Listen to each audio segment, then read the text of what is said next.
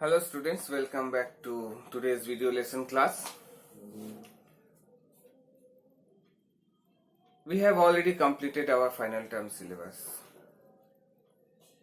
and we have so many time with us to give revision of all the chapters that is going to come in your final exam, annual exam. Okay. So we have already for unit test 4 also from the chapter metal and non-metal I have given you some revision class. Today I will start the revision class for final exam. Okay students. So first of all the chapter I have taken, that is air and atmosphere, the last chapter we have done. It's very important chapter but very easy chapter also. So first of all is the composition of air. You know, carbon dioxide, nitrogen, oxygen, carbon dioxide, these are the three main gases present in the air. And after that helium, noble gas, helium, krypton, xenon, radon, the noble gases are there, water vapor is there, and some dust particles also there. So ultimately we have can say that nitrogen 78%, oxygen 21%, and carbon dioxide 0.03%, and other gases with water vapor rest of the percent. Okay. Nitrogen gas was which was first discovered by Daniel Rutherford in 1772 and was named in 1794. It is mostly found in a free state in the atmosphere, but it also found in combined state also. Nitrogen is essential for the growth of all plants and animals. It is important constituent for chlorophyll also.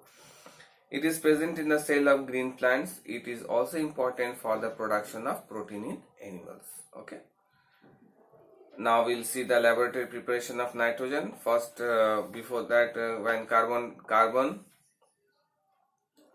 copper, oxygen and nitrogen reacts to give copper oxide and nitrogen gas, we can prepare the nitrogen in the laboratory. Uses of nitrogen: it is widely used in food industries. Liquid nitrogen used as a refrigerant for the freezing foods.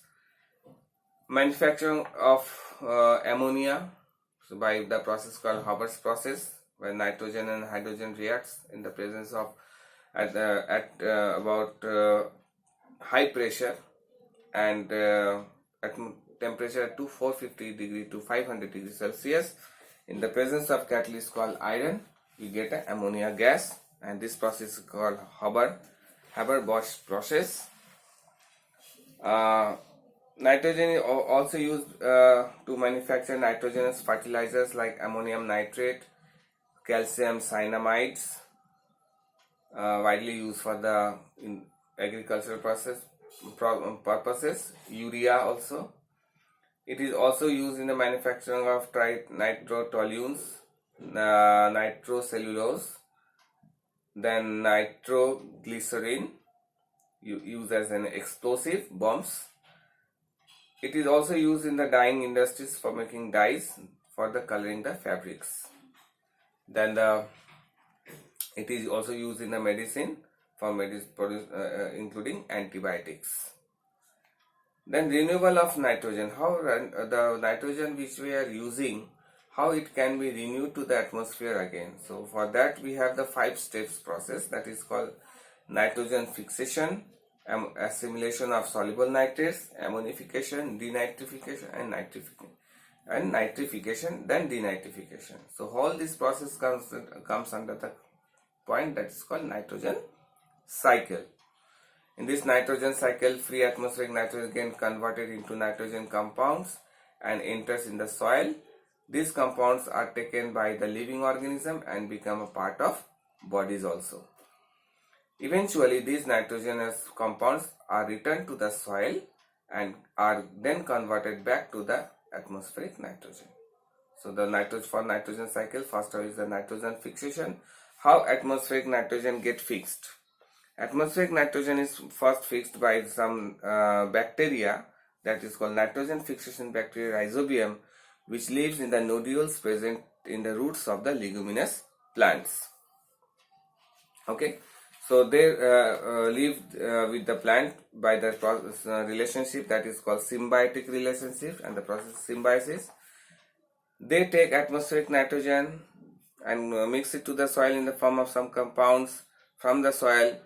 Plants absorb that nitrogen for their growth, and in return, when they produce food by the process of photosynthesis, rhizobium bacteria get that food also. They share the things which mutually together, and this type of relationship is called symbiotic relationship, and the process phenomenon is called symbiosis. Then nitrogen is also used for converted into oxides of nitrogen by the process of when there is a lightning and thundering. So when there is a lightning, atmospheric nitrogen combines with the water vapor present in the air, oxygen present in the air, that's to form nitrogen dioxide. Further, when nitrogen dioxide mixes to the water vapor present in the air, forms a nitric acid and falls with the help of rainfall, they come to the soil. But excess of that is nitric acid is not good. Okay. Then assimilation of soluble nitrates. Soluble nitrates present in the soil are absorbed by the plants through their roots and are converted into protein. Animals consume plants and thus take up assimilated protein to their body. So when we eat pulses, beans, peas, we get that protein from the plant. Then ammonification is a certain bacteria decompose the remains of dead matters and plants and animals which break down the protein to release ammonia gas back to the atmosphere, and this process is called ammonification. Then is nitrification. For this process we need some again bacteria that is called Nitrosomonas bacteria, which convert ammonium compounds into nitrates, and Nitrobacter bacteria which convert nitrates into the nitrites into the nitrates. So this process is called nitrification. First of all, Nitrosomonas bacteria convert nitrogen into nitrites. Then these nitrates are again converted by Nitrobacter bacteria to form nitrates. Okay, this is called nitrification, which are again nitrates are absorbed by the roots of the plant.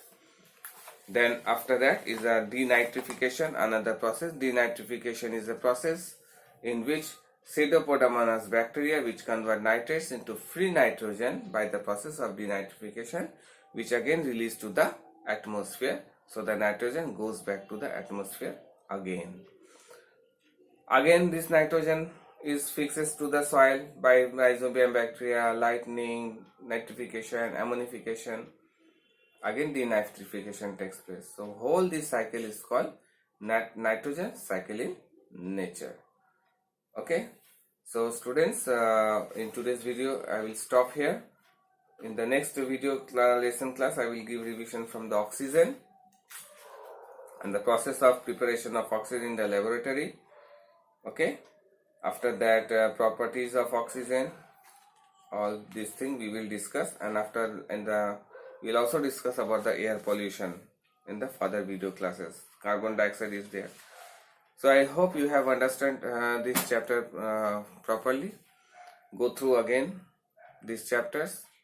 After your unit test, we will do the revision of other chapters also. Thank you very much students for watching this video class. Stay safe, stay healthy. See you in the next class again. Thank you very much.